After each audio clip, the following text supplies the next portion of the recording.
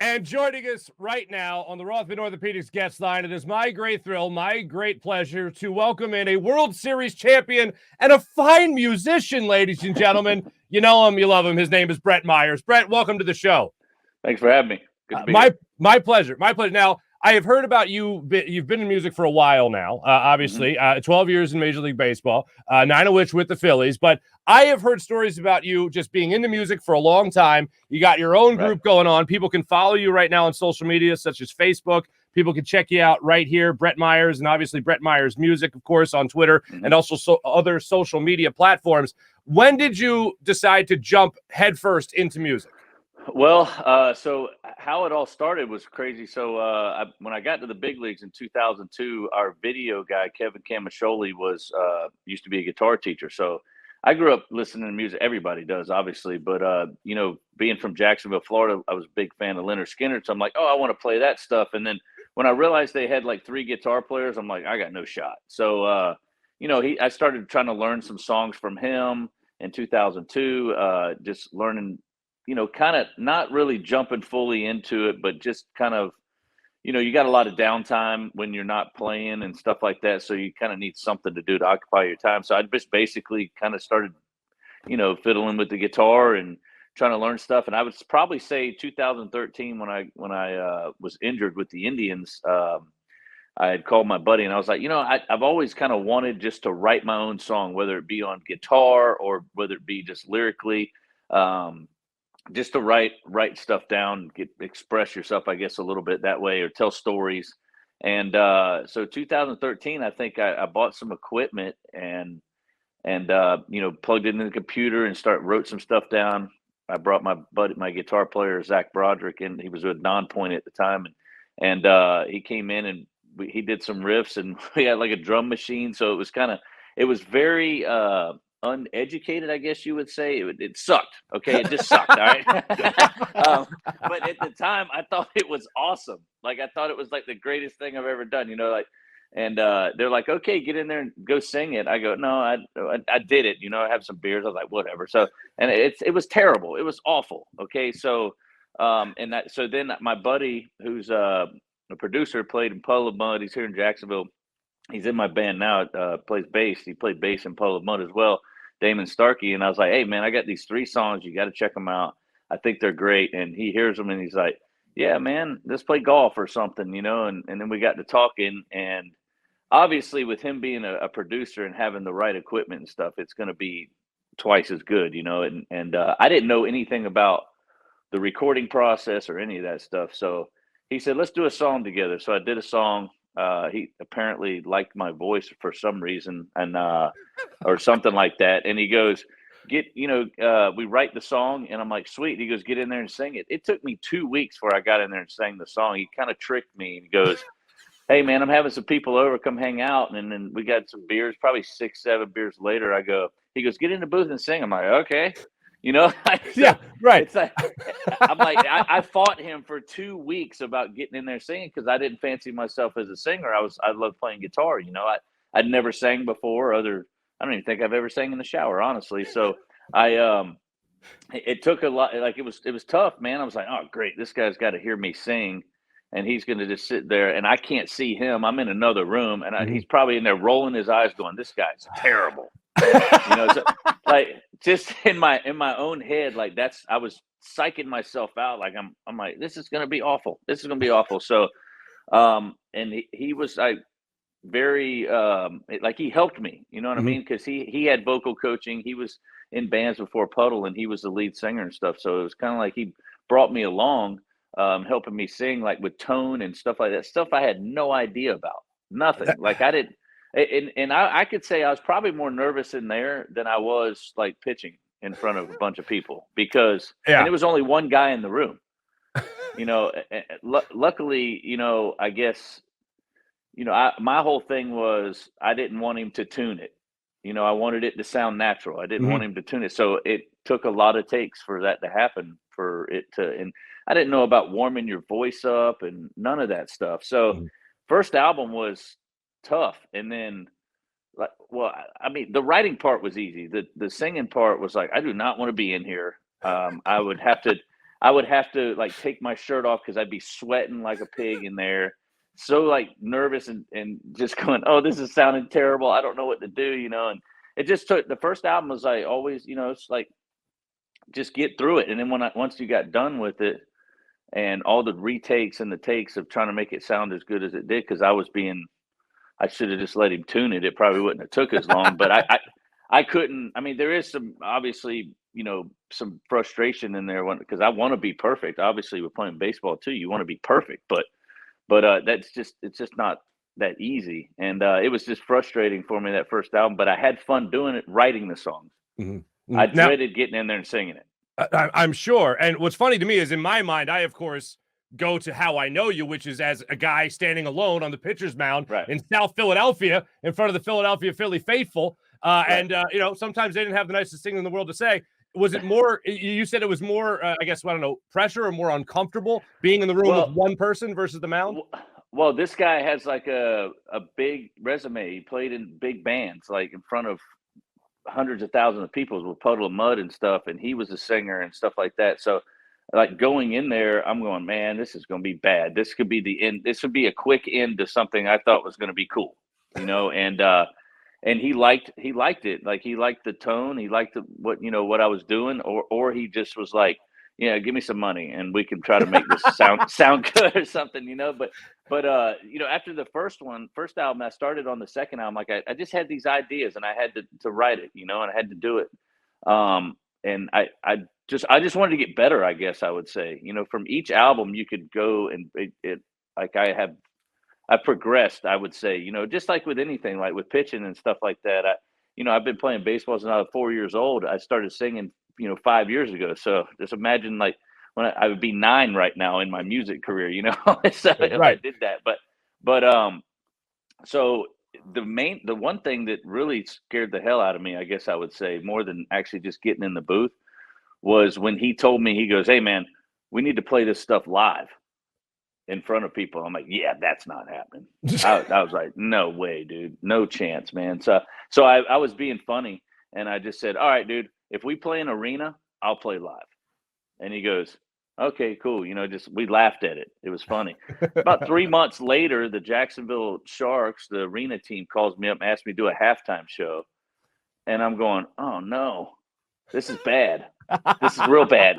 And being a man of my word, I literally insert foot in mouth and was like, oh boy, I got to do this, So that took about 5 months for me, or maybe it was 3 or 4 months. I'm not quite sure, but and all I had to do was 2 songs.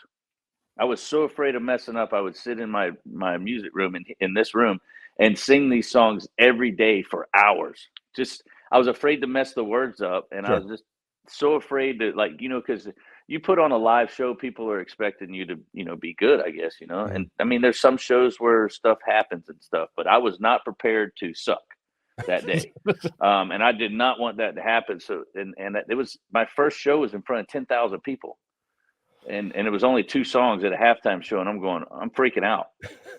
Like everybody's, oh, you got it, man, you pitched in front of 40,000 people before. I'm like, yeah, I did that since I was 4. I just started this last year. This is not good. I am literally freaking the hell out on this thing, man. So, but once I had that feeling, it felt like I got back on the mound. Once you got through it and did everything, and then I was like, oh, I need more of that adrenaline. I need more of that. I would say there's a lot of anxiety leading up to it, even when I pitch. Like you just you don't know how you're going to feel, or if your stuff's going to be good that day. So.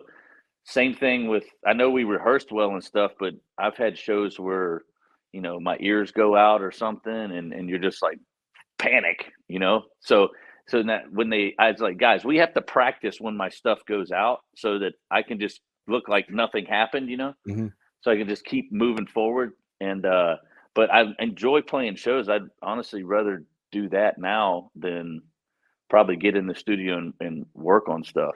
Because I mean, I think I got a big body of work enough now. I mean, I'll always have ideas and stuff and just jot them down and build a story around it. That's fun too. But playing live shows is the closest thing to me playing baseball again, I guess, like the feeling, Absolutely. And except I Except I can drink before I go up there. Yeah, I think in baseball it's frowned upon. I think in baseball it's frowned upon. Yeah. I don't think I need that.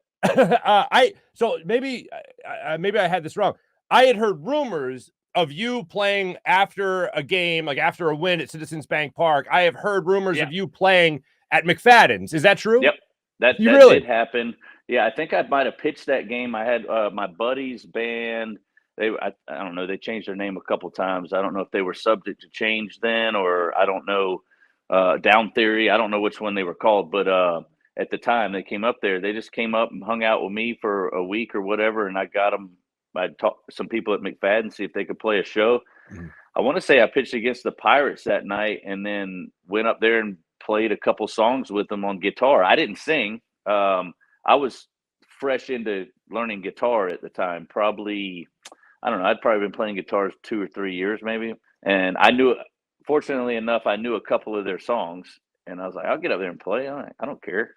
So that was kind of my first experience playing guitar up there. Now, on a guitar, you can turn it down so that they don't know if you're playing or not. You can kind of fake it, but your lead singer, you can't turn that stuff down, man. Like it's focused right on you.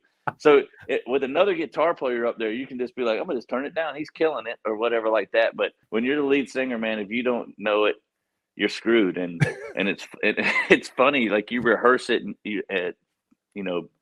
for 3 days leading up to the show or whatever it is, and you go over it, 2-3 times each the set 2-3 times, and the day of the show you're like, oh my God, I don't know if I can remember the words, and then you hear that first note and you're like, oh, I got it. Mm-hmm. Like, leading up to the song, the intro of a song, sometimes I was up there just kind of blanking, going, and then right when it hit that one note, like I was supposed to start, I knew the words all of a sudden. Wow. Like, what is that? How does that happen? Because our shows are so spread out, like COVID really, really hurt us. Mm-hmm. We were supposed to go out with Travis Tritt and Skinner like a week before they shut the country down. And I was like, crap, man, that was like a big deal for us. So wow. You were going to go on tour with Leonard Skinner. Yeah, we had three shows that we were going to do with them in Mississippi, Louisiana, and maybe New Orleans, I think. Mm-hmm. I'm not quite sure. But I should say that the music you do, the genre is like Southern rock, right? I should stress that. Yeah. Yeah, it's country / Southern rock. I mean, like big influence Skinner for us. And the guys in the band, I have 2 guys, former players in Puddle of Mud, Shine Down, Cold, and my drummer is actually Rosalind Collins' drummer. It's his son. So oh wow, okay. So and the Shinedown guitar player was actually married to Ronnie Van Zant's daughter too. So it's kind of like we got it all together. We know what we're doing with it, or trying to create the sound. So small world. A lot of exactly, sure is. Small world. And your latest album, by the way, is available now wherever you guys can download your music. Wrong Side of the Tracks is the latest album, correct? Yep. Okay, that's it. Awesome. And you recorded that in the summer, last summer? So we were at one time putting, obviously COVID kind of pushed us back, but we were putting an album out a year. When I first started, like each time just putting an album out every year. So I say it takes about that. It's not like a rush process or anything. It's more or less that if an idea comes to me, boom, I'll go in and I'll do the song. So okay. It's not like they all just come at once. So it's like I like that process, but now we're in a pretty good groove with the band, and we just go in and write the song, and then I go sing it, and then we go to lunch. We drink some whiskey and eat some chicken wings. I mean, it's like it's pretty good. Yeah, really. Satisfied after that feels like, oh man, I just completed something. Like it just that's the good feeling, Mm-hmm. Like when you do a live show, you're like, man, I wish I could have done another hour, Right. So because you just don't want that feeling to end. I'm sure, because that's a good adrenaline rush for you. I'm sure. I'm sure. I don't want to brag, but I was shark number 3 in West Side Story in high school, so I know the feeling of a packed now. But if you had to write a Southern rock song about Charlie Manuel, how would that go? You think? Like, would it be an upbeat type thing? Would it be a ballad? Like, how would that go? Wow, that's like on the spot right there. I don't know. Like, I did a song called Better Man that I liked. You know how like it's kind of slow and then it picks up.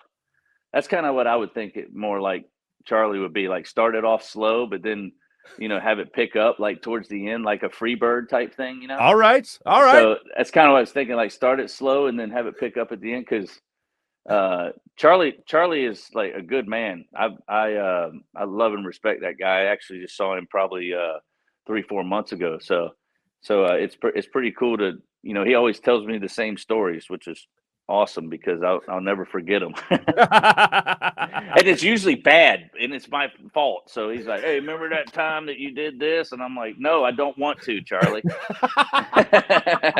I only remember one instance with you and Chollie when he took you from a game. I want to say it was in Washington. Yeah. You guys didn't agree necessarily on the decision. No, that was in Philly. It was in Philly. Okay. It was. I think it was 2008. And I just came back from the minors, and I was feeling good. I had it, and I hated coming out of games anyway. Like I wanted the ball. I wanted him to trust me, say I had the ball. And I remember him telling me, and I don't know if that's what ticked me off, what he said, or just him pulling me out. I don't know, because I'm in the heat of the moment and pitching, and like I pitched with my hair on fire, and that's why I don't have any now. So, so I was always like, competing, man. And when he pulled me out, I was just really, I was upset that day. And I think he told me, I told him, "You don't trust me," and, or something like that. And I told him, "You ain't pulling me out." And he goes, "Hey, did you check the weather today?" And I went, "What?" He goes, "Yeah, it's a chance of showers. You're done." And I'm like, I don't know if that made me mad or whatever like that, but I was just pissed that I got pulled out of the game or I didn't do that. And then what made me more mad, I guess I might have told him to F off or something. I don't quite sure. I probably did, but, and then I walked in the dugout and I just had to go down in the tunnel and just be pissed for a minute. Mm-hmm. And Doobie came down there and made me even more mad because he like grabbed me or something. Then Chollie came down there and yelled at me for a minute. And then I was ready to fight. And then I'm like, I'm just going to go up there. But I cooled off. I talked to Chollie afterwards. I wasn't never really like mad at him though. You know what I mean? It was just that one time, like, for me, even like coaching my kids or watching other guys play in college, I don't want to see a guy go, "Hey man, come get me. Here's the ball." Like, I want to get the hell out of here, Mm-hmm. So I guess I prided myself on that and not wanting to come out of games. And he told me several times, or I've told him, I'm like, "Yeah, right decision, dude. I'm spitting, sputtering out here, man. I'm running out of gas, So, I mean, some of those times where he was right, but that time I didn't feel like he was right, but it happens. Mm-hmm. But never, ever have I been mad at Chollie Manuel. Mm-hmm. Like really, like, "Oh man, we got a problem here in Philly or something." No, I said, Chollie is like my guy, man. I love the idea of him coming out with like a dad joke, like chance of showers. Yeah. You know what I mean? Yeah. Yeah. Well, see, he always did that, man. He would always have some crack joke or whatever like that. And I don't know if that made me mad, but he told that story the other day. I think I saw it. Somebody posted on Twitter. He was telling a story about me, that same story right there. And so I tweeted back at him. I said, "Oh, you think you're funny, Chollie, don't you? You think you're funny?" And it is funny. It is funny. Sure. Like, because I was in the heat of the moment. And he comes out busting jokes. I'm like, that's not funny right now. But you look back at it, and it's hilarious. It really. I mean, we obviously here in Philadelphia have so many great memories with you in the 2008 Phillies, and then getting back to the World Series in 2009. We've heard and we've dated amongst the fan base and media, obviously, about what could have been with that team. When you guys won in 2008, were you thinking, "Oh, this is just the beginning. Like, we're set up here"? I don't know. Honestly, like I would say 2007, how that season ended, or how the regular season ended, where we were literally watching the scoreboard as we were trying to beat the Nationals, and all the work that went into that from the bullpen perspective. I think me, J.C. Romero, and Flash Gordon, Tom Gordon threw like, 10 days out of 11 or 11 out of 12, or JC might have done 12 out of 12 just to get to that point to where we could go to the playoffs. And that was actually fun and intense because that's what I wanted to do. I wanted to be right there in the middle of that thing. So, and when we came up short with the Rockies, I know I said this in the paper at the time. Jimmy and Howard and all them got pissy at me when we were in Colorado going to finish the series there after they beat us. I just kind of felt like we were just like, okay, we're happy we made it type thing. I know it wasn't that. That's not what I meant by it. Mm-hmm. But it was just almost like, oh, we're here in the playoffs. Like, now what? Right. Like almost like you guys hit a pinnacle too early, kind of thing. Right. Like, oh, we made it. We finally did it. We finally got here, type thing. And the city wanted us to be in the playoff. Wanted that team to be in the playoffs for so long. It kind of was like, oh, like we did it. Instead of going, oh, we still got this many more games type thing. I'm not saying that was the mentality, but I just kind of like that's just kind of the feeling I had. I guess. And then 2008 coming into the season, I think everybody was really ticked off that we lost like that. We got swept. It wasn't fun. But once we had that taste of how the crowd and the fans were and what the playoff scene was like, it was over after that. Like it was like we knew in 2008 that we had a dang good shot to get back there to the playoffs at least. Never would have thought that what happened. Obviously, when you start the season, that everybody's goal is to get to the playoffs and find out what happens. But for a team like that people don't really consider like the pitching staff as a bunch of aces, like some of these, they're like, oh, we got Verlander, Cole, all these guys that that were on the same staff. They're like, they're for sure going to the World Series. Or you had the Holidays, the Hamels, the Blant and the Moyer and Oswalt and Cliff Lee, the guys they had like after that, you were like, oh, there's nobody beating them. Baseball, you're going to get beat, but I'm like, the playoffs, there's no way they don't win a World Series with that staff, right? Mm-hmm. And they didn't.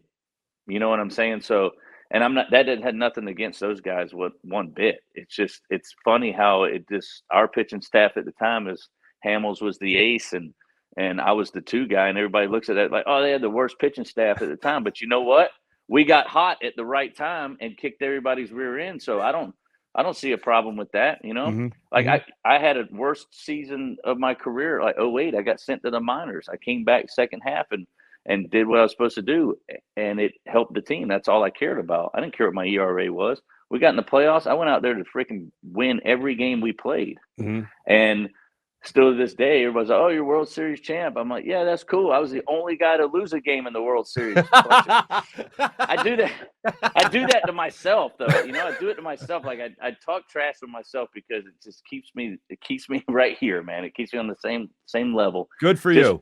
Just because, I never forgot where I came from and stuff like that. I know how hard it is. The game's not that easy. You go through ups and downs and stuff, but it dang sure does feel good when you can win a championship for a city like Philadelphia, because since I got there in 2002, it took us 6 years to win one.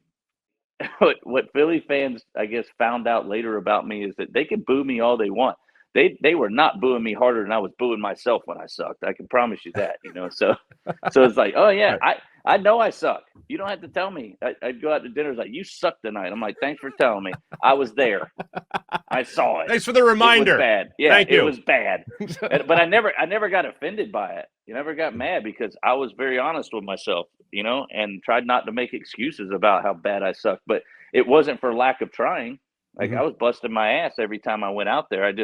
Some days I sucked. It's like if it was that easy, everybody would be in the Hall of Fame and Cy Young Award winners. Some guys do make it look easy, though. I want to ask you. I wasn't that guy. I want to ask you about this and then segue it a little bit into what's kind of going on now. The universal DH is coming into baseball, and you have one of probably the most famous pitchers at bat in the history of postseason Phillies, if not all of baseball, when you took on CC Sabathia. Worked a walk, and if memory serves me correctly, I meant to double check, 12 or 13 pitch at bat? Something like that. I want to say it might have been 10 or 9 the first at bat. I don't know. I don't keep it. It's funny because I tell people that they bring that up for me all the time. It's like, that's what put me on the map as a Philly, that at bat. And I was like, I threw 7 innings that game and gave up like 1 or 2 runs, but gave up like 3 or 4 hits, punched out, 8 guys or something like that. I'm like, I pitched that game. I pitched my ass off that game. And all you guys are talking about is a stupid walk. But I mean, that's kind of what I think about. And then I go, well, if he didn't walk Jimmy after that, the Victor Reno thing wouldn't happen. Now, I could say that I did wear him down a little bit. He was probably frustrated, and I had no idea what the hell I was doing up there. The guy's throwing 98 miles an hour on my hands, and I'm just up there going, fouling stuff off and breaking my bat and going, where'd the ball go? Like I didn't have any idea. Like it was the craziest thing. Now in high school, I could hit. Like I was a good hitter.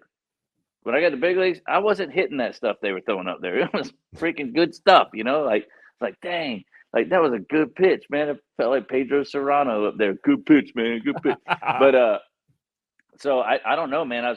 When I went into that game, I was just trying to match what he did on the mound that day. I didn't care about that at bat, And it just so happened I just kept fouling it off, and I'm going, and the moment never got me, I never even thought about it, and I never even thought it was going to be a big moment. Honestly, and it's like all I'm really known for in Philly now is all they talk about. I did throw a lot of pitches and innings for you guys for quite a few years, but that's what people bring up, and that's fine.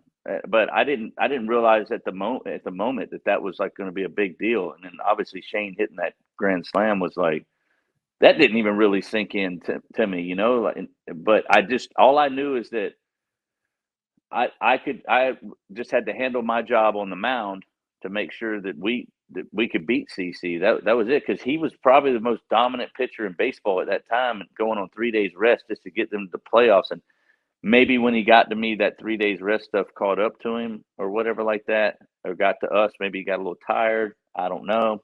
I'm trying to help him out here because I'm not definitely giving myself the credit for any of that. It's just crazy how it happened. Like, you worked a walk. Pure dumb luck. You worked a walk as far as I'm concerned. Well, it's bottom line. The thing that was crazy, so like after that game, because I think I went 1 for 2 that game because I got a hit too. I was like, this is crazy.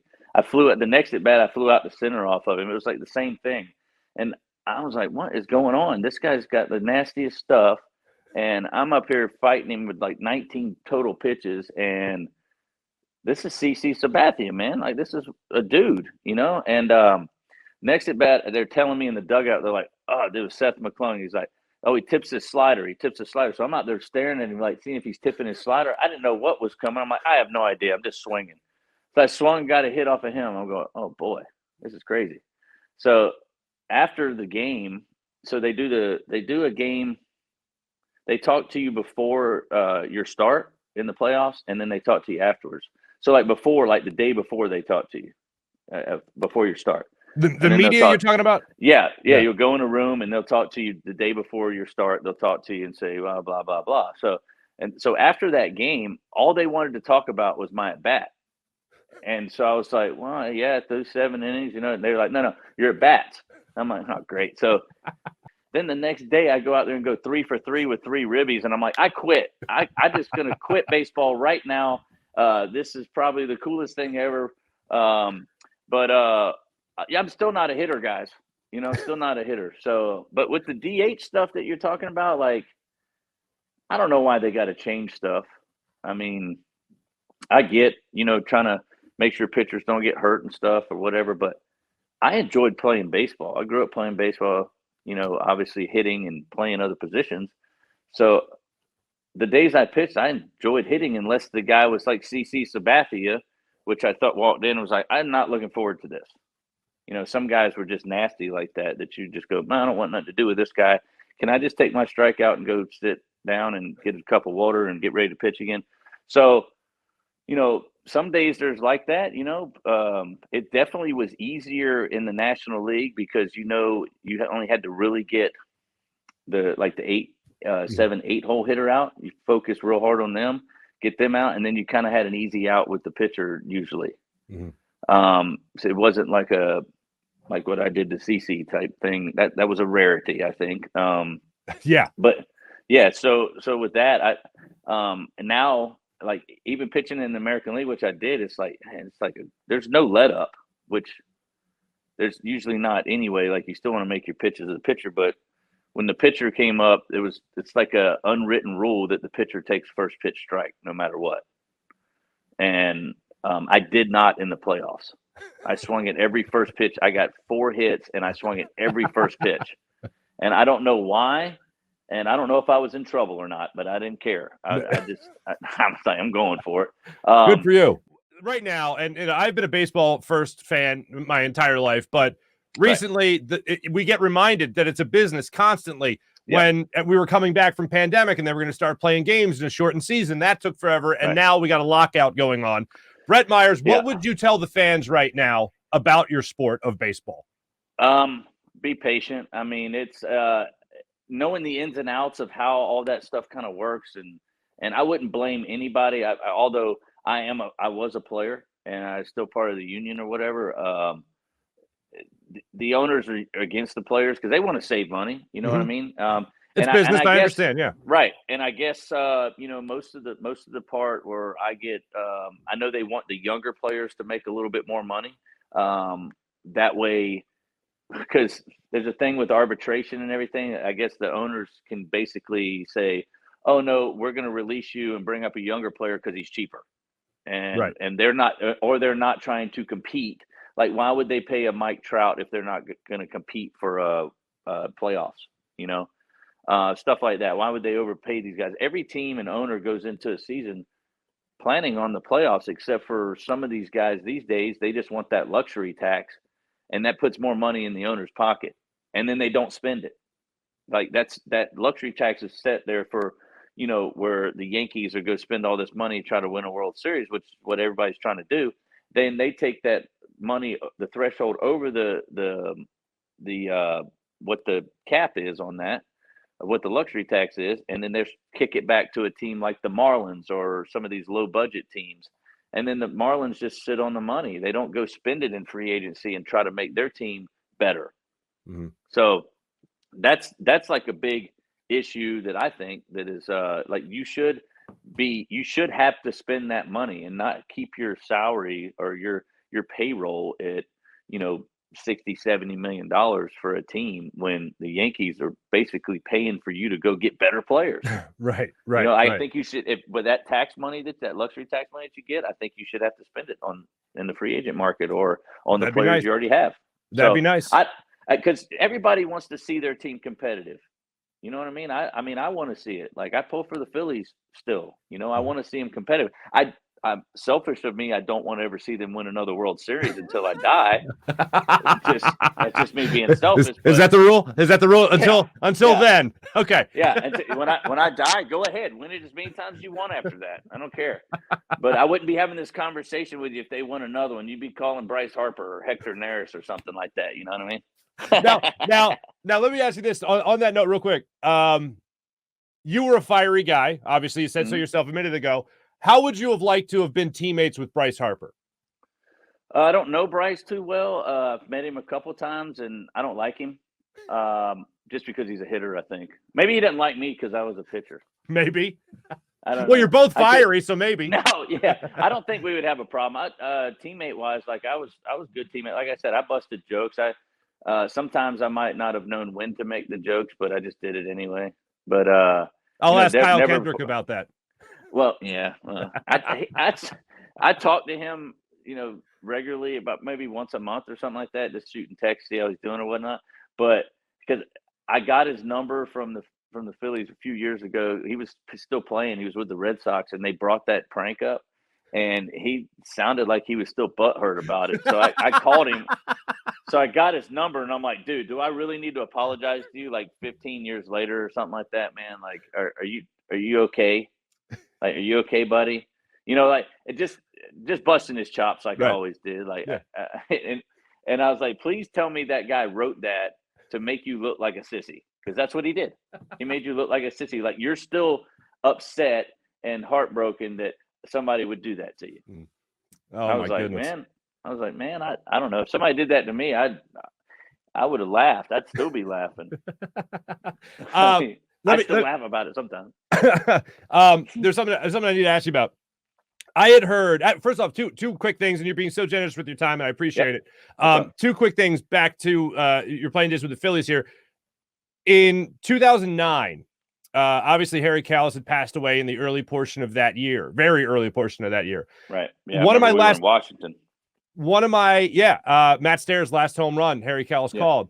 I remember at the end of that season, one of my lasting memories of you, images, is you were one of the first players to go out with, I think it was a pounder of Bud Light or whatever it was, Budweiser, and you went out to the HK in left center field and you cheers Harry Kalas. Yeah, so there's a story behind that. So when I was younger coming up, when Kevin Millwood was there, Millwood never rode the players' bus for some reason. So I just shadowed him. And basically, I would sit on the media / coach's bus with him, and we would always sit in the back with Harry and Larry Anderson and Scott Graham and drink beers with them or just talk baseball and stuff like that. So that was kind of what that was from, because I spent a lot of time with Harry and talking with him. And he was such a nice guy. It was like kind of hard, I just wanted to hear his stories about the guys that he called games for, the guys. Like, it's like a Ben Scully, like you talk to him and he has a story about knows everything about everybody. So it was one of those things. So that was kind of like my last beer with Harry type thing for me, because, he would always be on the plane. I would always go to the front and talk to him, Scott Graham, LA, and just always, I guess, cool with him. And he would always tell me stories and we would talk, and it was just fun. Like, you spend a lot of time with these people on flights and buses and stuff like that too. So, and that guy's a legend, he's an absolute legend. So, No so why not get some knowledge, not necessarily of how to play and stuff like that, but just kind of how he sees the game and how he calls it and stuff like that. So that's kind of was like just a tribute to Harry, just from, all the times that we would sit on the bus or be on the plane, just kind of BSing about random stuff. I mean, it could be anything, not necessarily baseball all the time. What was that Millwood character? What was with we couldn't ride on the bus? What's going on there? I don't know why he did that, honestly. I have no idea. But I shadowed him. Like, that was I was trying to learn from him. He was with the Braves, man. He was with the Maddoxes and the Glavins and the Smoltz and stuff. So I'm like, I'm gonna follow this guy around and I'm gonna see what he's got. So I was trying to learn from him, and he didn't mind me following him. I was like a little puppy dog on a leash with him.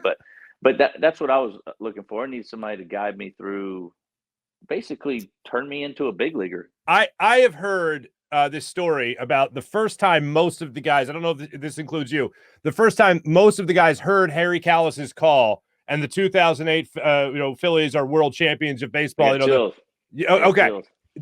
I heard that it was at Pat Burrell's apartment after you guys were like done gallivanting around town. Everyone went back to Pat Burrell's or something, and the game was on. This was Brad Lidge told me this story once. Well, Brad's a snitch. He shouldn't be telling this story. We're hanging out at Pat's place. You know what? You know what it was? You know what it was? Chase Utley's lovely wife, Jen Utley, she told me the story during an interview, and I confirmed it with Brad Lidge. That was the story. Oh my God, what a bunch of snitches! And I just heard that you guys, that was the first time you guys heard Harry's call. Oh yeah. So afterwards, man, there was champagne everywhere. I don't know if we were drunk. My eyes were still burning, and I didn't care. It felt great. I didn't know where I ended up, honestly. But I knew we were at Pat's place, and I'll never forget this story. Like, we heard it obviously because it was playing on TV at Pat's place. But we all go to Pat's place, and he has no beer. I'm like, what? You got no beer? Why are we here? I thought we were partying, and so I don't know if you know this, but Philadelphia cops were like outside of Pat's place, and I said, I'll take care of this. About 5 of us, I think Lidge might have been with me. We went to this place and it was closed, but the cops were with us. We rode, and they opened the place up for us, and we took all their beer and loaded it in the back of a cop car or a cop Explorer, like it was an Explorer or something. And then I'm like, this has got to be illegal as hell right now. Cops we paid for it, obviously. Like, we gave the guy a bunch of money to get the beer or whatever. But I'm like, cops toting us around with like an Uber driver with all this beer in the back, and we're popping them open as we're driving with them in the back and stuff. And I'm going, this has got to be illegal as hell. But this is awesome. Like, The cops are literally getting us drunk. Now, and they when you say you paid at Pat's place. Okay, when you say you paid, just for clarification for people watching, you paid the guy whose shop it was, or you guys paid? Yeah. Okay, all right, just making sure. Yeah. Right. No, the cops like basically ran security for us the whole night, like at the bottom of Pat's place. Because if you heard the story, from somebody, I think the whole city knew we were at Pat's place. Okay. Like I have no idea how but the cops basically ran security. There was a couple people that came in there like half naked, and I'm like, who is that guy? Well, I don't know. You guys don't know the trainer? That's the trainer of it. No, but he could have came in naked. We probably recognized him because we all had to shower together anyway. True. Fair enough. That's amazing. Well, Brett, I wish you nothing but success with music, my friend. I've heard some of the stuff. It's great. I would not use me as a music critic. All right.